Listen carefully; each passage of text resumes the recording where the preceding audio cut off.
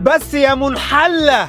لا مؤاخذة يا جماعة، معلش، أصل وزير الداخلية بتاع الأردن بيقول على جماعة الخرفان منحلة. يا منحلة يا وزة، الخلفان كماحة إلهابية في كل الدول العربية. إيه يا جماعة، في إيه يا جماعة؟ ده أنت مفضوحة بقى هنا يا جماعة، ده أنت معروفة بقى في كل الدول العربية. الأردن حظرت جماعة الخرفان المتأسلمين واعتبروها جماعة غير مشروعة. ليه؟ عشان منحلة. يا منحلة، بدل ما انتوا عمالين تتنططوا في الدول العربية يا منحلة علشان توقعوا جيوشها، كان من باب أولى تروحوا تحرروا القدس. ولا انتوا مش على وضوء؟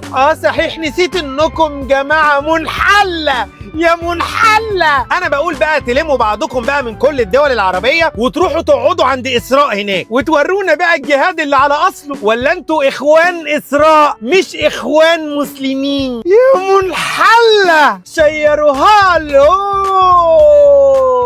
اوعى المنحل.